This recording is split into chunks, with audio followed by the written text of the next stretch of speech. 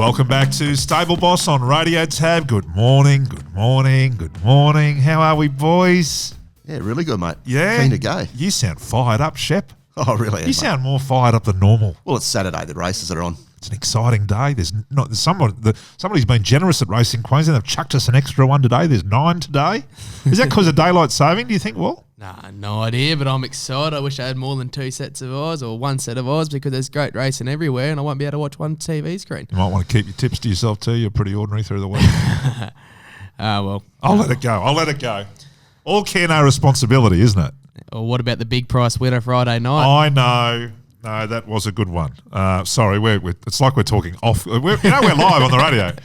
Welcome, one and all. Thanks for joining us on Stable Boss. You can go to stableboss.com.au for all of the information on what's been happening in racing this week. There's certainly some great stories around. This story that we're going to crack on with now is a beauty. We've got Matthew Lydement on the line. Perhaps, Shep, you could share with us a little bit of Matthew's story, and then we'll hand over to him. He's new to racing, is that right? He is. He had his first winner on Wednesday at Lydement. He's an Olympic weightlifter as well. He is. This is the amazing thing. He went to Tokyo. He's a weightlifter. And this horse you tipped on Wednesday, did you not? At a nice price. Now, just tell me the name of the horse. Pentito. Yeah. And it won well, didn't it? Yeah, fought off the favourite. It sure did. Yeah. I'm just wondering, Matthew, welcome, mate, to Stable Boss. We got him on the line this morning. Now, is this the first horse that you've ever owned? Yeah, so this is the first time I've gone shares in on, yeah. And how did that feel on Wednesday? Must have felt pretty good. Yeah, it was very, very exciting. It's hard to put in words, the excitement that comes over, the adrenaline rushes, it's coming down the straight. It was over the moon. I was on course Wednesday and I was watching the race. I don't know if you were there or not, but gee, there was a loud roar for this horse as it looked like it was going to win 100 out. Yeah, I was there. There was me, probably there was a few of the other the owners as well, a bit of the contingent there. We've had a good support crew for this horse all the way through from when it first started. So there was a few of us there, and quite the almighty roar as it was coming in. Mate, you're a 27-year-old former St Pat's boy. You're an Olympic weightlifter. When Pentito crosses the line, did you pick up your fellow? Did you pick him up over your shoulders and go Hulk style? The other blokes in the horse? What happened? Not quite. I don't know if they appreciate the high fives and the squeeze of the hugs as it was all celebrating, but I was pretty rammed up. Don't you worry about that. Tell me a little bit about your Olympic career. How did that begin? You were an athlete at school, and through injury you took up weightlifting. Is that right? Yeah, that's right. So through school I played quite a bit of rugby union, being St Pat's, and then cricket as well was probably the main focus all the way through school, and sort of kept going with it for a bit after school, but was constantly getting hurt. So sort of once I started working and it was sort of interfering with work a little bit, I was like, probably give that a miss. And I thought I wouldn't mind because I'm working in the fitness industry, so I thought I wouldn't mind doing something that evolves around the fitness industry, which and a weightlifting gym sort of opened up down the road from my work, and I thought, I'll go down here and give this a go and see what this is all about. And basically it snowballed from there into what it is today. So we're in the green and gold, mate. Not many people get to experience that. What was it like?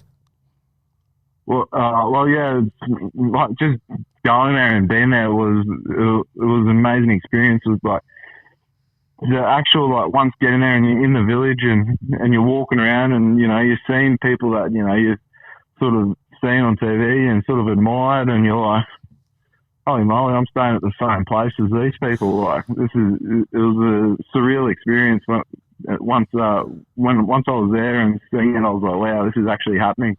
We're talking with the Olympic weightlifter, Australian Olympic weightlifter, represented Australia at the Tokyo Olympics, Matthew Lydement. Hey, tell me the story. There's a story you were lining up for a cup of coffee in the Olympic Village. What happened there? Oh, that was yeah. So the first morning I walked downstairs. This was sort of like the like holy shit. I don't know if I'm allowed to swear, but holy shit, it's happening sort of thing.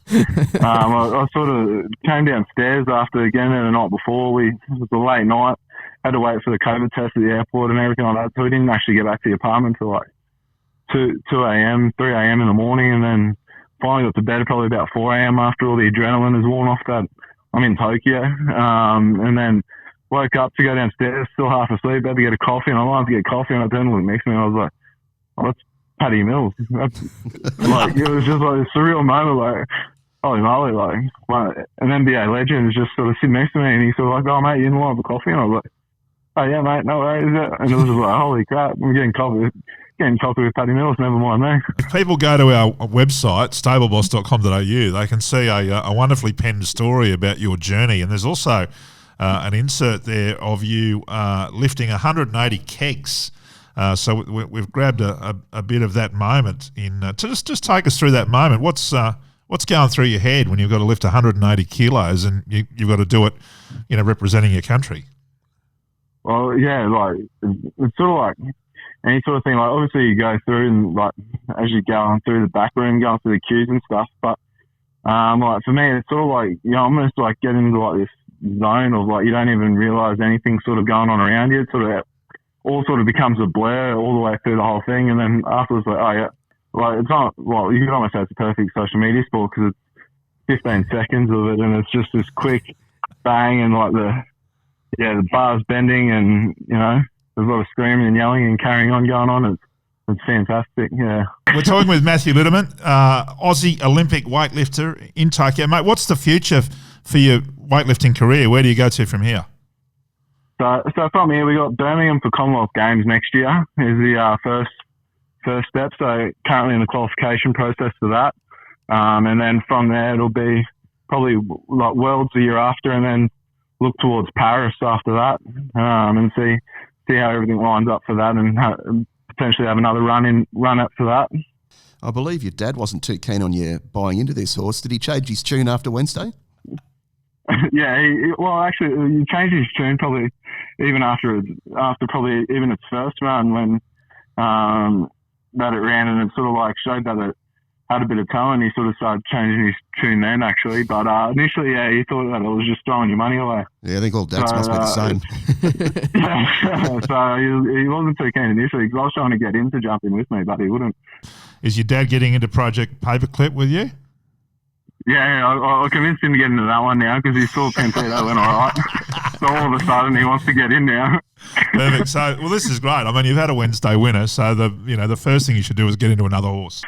At this stage, I don't want to get too carried away with one win, but we'll see how it goes. The world's been oyster really at this stage. It feels like you can just keep going and going, but I know that's probably not the case. But yeah, we'll see how we go. We'll start with the two, and we'll see how they go first, and go from there. Good on you, mate. Well, thank you for your time this morning, and congratulations on your win on Wednesday and on your selection for the Olympics, and good luck with the rest of your weightlifting career.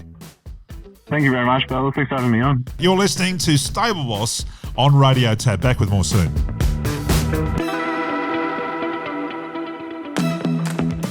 Welcome back to Stable Boss Saturday morning with Dean, Shep and Wally. You can subscribe to Stable Boss at stableboss.com.au, and there you'll find Shep's amazing pot of gold tips for the 9-race card today at Eagle Farm. How many did you get last week? I only got the 2, but they paid really well, so... Yeah, you had Green Jacket at $7.50 or something. Oh, a little bit more than that, Dino. You could get up to $10 for that. Yeah. I'm obviously fishing in the wrong ice holes. But more of Shep's tips coming up a little bit later on today's show. BRC TV, here's Nathan Exelby. Well, Desley Forster managed a first-up coup at Toowoomba when Apache Chase won the Wheatwood. She still has those aspirations to go to the Golden Eagle later this month, and he continues that road when he runs here at Eagle Farm on Saturday against Emerald Kingdom. We spoke to his rider, Jimmy Byrne. Jimmy Byrne, we saw Apache Chase return in brilliant order there in the Wheatwood Toowoomba. We now see him again on Saturday at Eagle Farm, which has been his pet place, hasn't it, 1400 Eagle Farm? Yeah, look, he's the sort of horse that, as I said to you last time before we got to the races, that he's a lot more mature horse. Previously, he was getting out and highballing it. It was great to see him come out and win the Wheatwood, but it was the way he did it. He actually sat off the leaders. Tambo's mate led, and one zipped up around. So we just kind of got that really nice smooth run, and really put the pressure on when we needed to. And Eagle Farm's a great course for that, because if they're able to sustain that hard speed, and he, it's very difficult for him to pick him up. You make the point that he's probably more mature this time. I don't think he could have done that last preparation, win a big race like the Wheatwood first over 1200. Yeah, I don't disagree with you. Again, I've got to put it down to the way he's matured. He's a lot more calmer.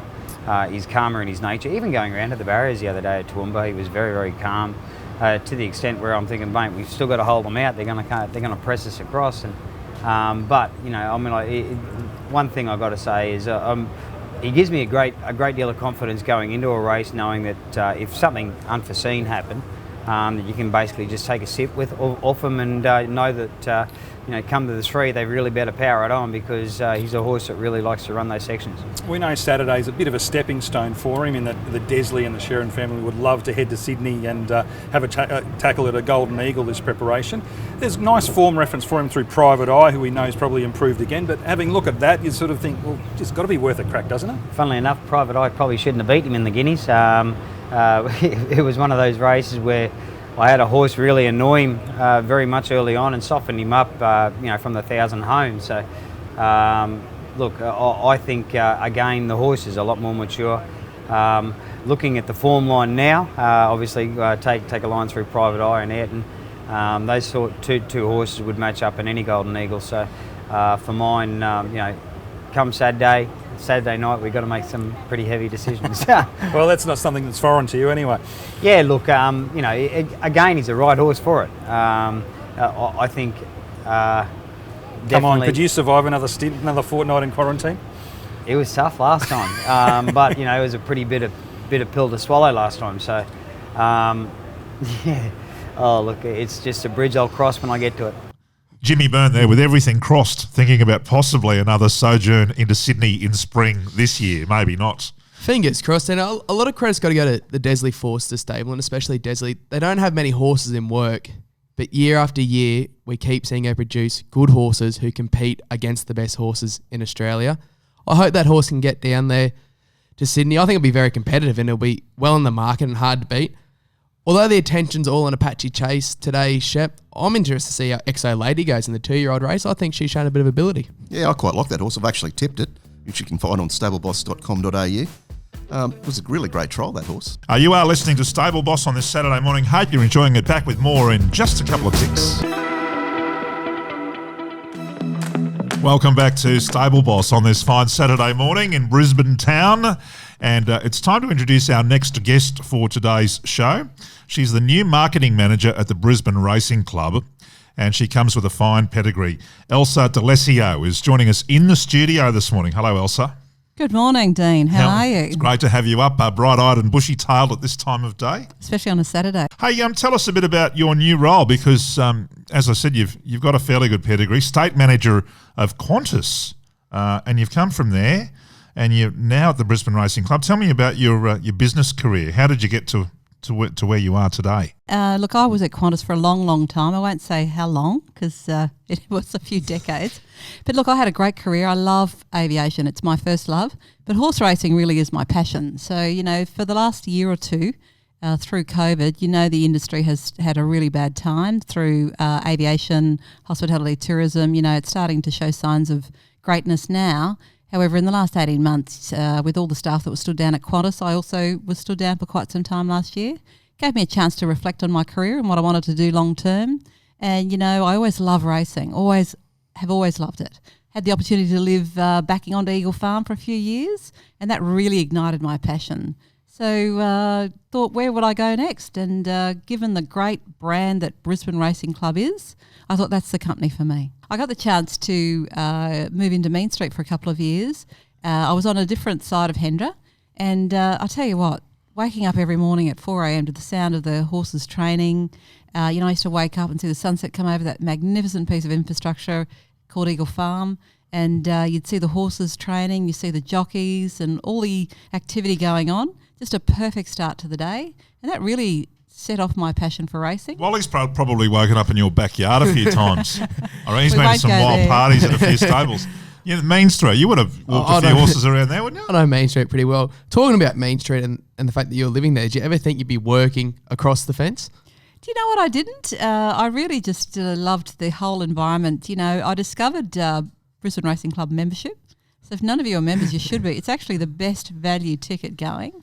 You can go to up to, I think, now 80 race days, and you go into the best part of the racetrack, into the members or the members reserve. You get access to all great events. You know, so I started doing that, and I met some wonderful people and loved all the social activity, the great entertainment, and not to mention the fashion. And then just recently I had the most amazing Stradbroke season and just thought, this is really where I want to be. I had the chance to meet Tony, the new CEO, when he started literally within his first week 2 years ago. And I really liked his style. I really liked what he was bringing to the club. And I saw the changes he was making along with the master plan. I've known Neville, the chairman, for a couple of years as well. So for me, there are great synergies, you know, and just being able to, yes, look over the back fence. I never thought at the time, but now I look on the other side of the track. That's where I am in my office. I walk to work. And it is just sensational. I've loved every day of my last 9 days. You know, Elsa, I've known Elsa for a while as well through tourism connections with some television that we used to do. And Elsa became probably, and Shep, I'm going to embarrass you now, but she became probably Stable Boss's #1 fan in the early days for its tips, didn't you? Now tell us about... You started following. You were going, What is this? What's this Stable Boss? Yes, I have known Dean for a couple of decades. I mean, it goes back to our Mackay days, funny enough, Yes, and we won't say how long ago that is. Yeah. But, you know, once I reconnected with Dean, primarily through racing and through tourism, he mentioned about Stable Boss. And because I'm not a true form guide person, you know, I didn't You're not really... a form analyst. I'm not a form analyst. You know, I just wanted somewhere to go that I thought, you know, I could connect with. So I started looking at Stable Boss. And in the early days, probably a year ago, I don't bet a lot of money, you know, only a couple of dollars here and there. None of us do. But I was having... My wife's listening. None of us do. But I was having great success. And I must admit, Stable Boss's tips at the time, I can't say I'd win every week, Dean, but certainly the ratio for when I went to the racetrack, you know, and I'd always only just bet on the Brisbane races. Well, and then the ratio is pretty good. Well, there he is in the flesh. There, Craig Shepherd. Well, the fact that you're here talking to us, that's a good endorsement, I think. So I can't absolutely say that, you know, you're 100% correct. But, you know, on my occasional betting and the tips that you put up, you know, I've done okay. Yeah, he goes all right, doesn't he? He's going to give us a few before the show's out this afternoon or this morning too. So just stick around because just prior to 6:30, we'll give you some tips for today. Fantastic. If you're still around. Now, tell us a bit about what's coming up. We've got a fantastic season for Spring Carnival. Some magnificent Saturday events. We've got Melbourne Cup Day, of course. Some of the activations on course are probably the best I've seen so far. Some of the new areas and events that our General Manager Sales, Jason, has put together. There's still some available, so jump online to the Brisbane Race Club to book. They are sensational. We've got some fantastic entertainment lined up. And then I think on the first Saturday in November, we also have a great family day. So, and then we lead into a great season into Christmas. And then the road to Magic Millions, I think, is the next big part of the season. I'm going to head off to the track today, I think. What can we expect? Yeah, well, Queensland Day, there's lots going on. It's the first day of the Spring Racing Carnival. It's a 4X Queensland Day. Yeah. We've got quite a lot of activity, a lot of race activations. Don't forget Bastions of the Field. Oh, so I think if that's you up my do, alley. We'll be there. Same with We'll you, be Ollie. there. Yeah. if you do dress for success, you know, maybe we'll get you up there and you could be a prize winner. And you mentioned membership before. Tell me, is there a bit of a membership drive on for the BRC at the moment? How does that work? What do people do? What do they get for their membership? Yeah, in loose terms. I mean, you don't have to tell me down to the dollar. Okay, good. You know, from what I've experienced, Yes. you know, membership, I think at the moment it's $2.95 for full membership. It's not a lot of money, is it? $295. No, and you get access to all the race days. You get access to prime areas. You get access to discounts on your rewards card for food and beverages. You know, there's membership events that we hold throughout the year. So it really is a way to recognise those that love racing and go frequently. You know, you only have to go 1 or 2 times and your membership's already been paid for. Yeah. At the moment, membership the year starts 1 August. I believe that's quite a synonymous day for all horses. Yeah, well, Birthday it is for all Racehorse's horses. birthday. But yeah, so we're early in the season is what you're saying. So We even are if you early sign in up the now, season. good value for money. Very good value for money. But look, one of the other great value for money parts of membership is the Giddy Up Club for kids. You know, sign your kids up. They get great value. Parents get a couple of free passes in there. The pack for kids, for the membership fee of $25, the merchandising is probably a lot more than that. And it's a great way to show kids all about horses and the industry. And if you're going as a family to our family days, the Giddy Up Club is very good value. I joined as a member, and I simply did that because I wanted to go to the members area versus the GA, even though the GA is fun and there's lots of great excitement, social and entertainment activity. But in the members area, you get to meet a lot of good people that are really invested in horse racing, lots of good business folk, people that come down from the country. And I actually got to meet a lot of people around our suburbs, around the Eagle Farm precinct. But no, just love it. I reckon they've made a fairly good decision in their new marketing manager, boys, don't you think? Most definitely. Elsa D'Alessio from aviation to haviation. Interesting. That was terrible, wasn't it? That was shocking. Sorry. I didn't mean to say that. Hey, have a great day today. 9 races on the card. So if people rock up there today and they see you there, will you buy them a beer or what? Absolutely. I'll certainly try and sell them a membership, that's for sure. But make sure, Fashions the Field, Martin Chandon is out there.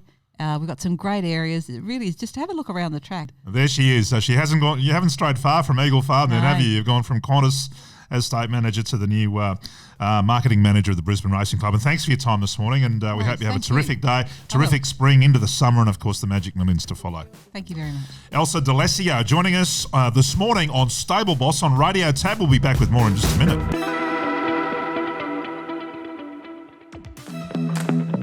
Welcome back to Stable Boss on Radio Tab. Stableboss.com.au is where you'll find all of Shep's tips for today. And did we leave the L tips up there on the website? We did, don't we? Oh, yeah. You can go through and just pull him to pieces if you want to. Just pick over the bones. Just get in the queue. Everyone else does. It's, you really put your head on the chopping block every week, mate, don't you? When you're a form analyst. Well, you do. You do.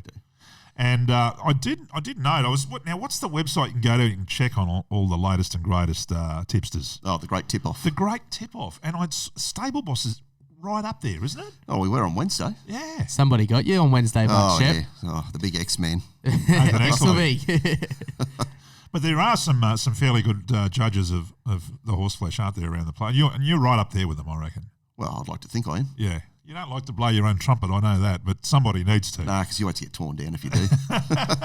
All right, well, pens poised, eyes down. Let's have a look at today's 9-race card at Eagle Farm, and let's find you a winner. Yeah, we'll kick off in race 2. It's one of the 2-year-old races, so it's a little bit of a bold call, but I think this is a special horse, Palazzo Spirit, number 3. It's had 2 really nice trials. I think the most recent one was really impressive. Won by 3 lengths and was doing it really easy. And the horse that won last week, Heroic Sun, it was in that trial, so that's a pretty good form line. I think the stable have a high opinion of this horse, so I think it can get the job done. You've opened your mouth a little bit early here, Shep. The early market's $2.40, smashed straight into $1.80. Yeah, well, I don't want to talk about it, but yeah, I had a piece of that. What else have you got for us, Shep? Yep, race 7, horse we talked about earlier, Apache Chase. I think this is a really special horse, and back at Eagle Farm, second up, just loves it. I think he's won 4 from 5 over this track and trip. I think he can get the job done. Just go forward and probably control things and, race away. He gives a bit of a vibe, this Apache Chase. He's pretty special. There's more to come, and I'd be surprised if this horse isn't very competitive in Group 1 races in the year to come. He's sort of been, not discounted in recent times, but I think we're all starting to take notice of this horse. Maybe stripping fitter from the Wheatwood win, you would suggest, and and that looks like a good combination, doesn't it, with Jimmy Byrne and Desley? They seem to, well, they're the right height too. Perfect, absolutely perfect. And now, where else are we going? Yeah, the final race of the day, we'll go with In Gear for Tony Gollan. Okay. Doesn't look a great deal of speed in this race. I think she can just go forward and control things and race away with it in the straight. I think she's off about 5 weeks between runs, and she seems to do her best work when her runs are spaced. So, I think she can get the cash for us in the last. I'm a bit worried. Race 9, horse 9, could run 9th. Surely not. Nah. And what about Steph Thornton and Tony Gollan? That relationship's starting to blossom, isn't it? Oh, they're killing it. Yeah, they're going really, really well. What was it last weekend? It was made it 8 from 12, their last runs when they've combined. Yeah. No, absolutely incredible. So let's just go through those tips again, if you would, Shep. Yeah, we'll kick off race 2, Palazzo Spirit, number 3.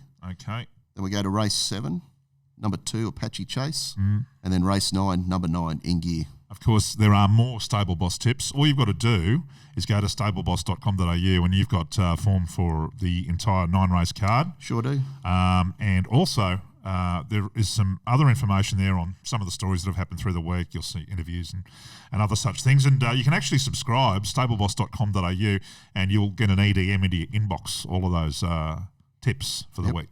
Every Tuesday, every Friday. Yeah, and the new marketing manager of the BRC, who we spoke to just a little while ago, Elsa's probably your number one fan, mate. Well, that's a good person having your camp, isn't it? You've put a bit of coin into her skyrocket over the winter carnival certainly, and hopefully into the spring and into the summer. So what's on for the weekend, boys? What are you doing? Off to the races today? Race day today, quiet day Sunday, and I love how Wally makes it. It's like, yeah, I got to go to work. Yeah, I got to go to work. You tell your girlfriend that? I'm off to work, hun. I love it. I'm got to go to work. I've seen you working hard at Eagle Farm.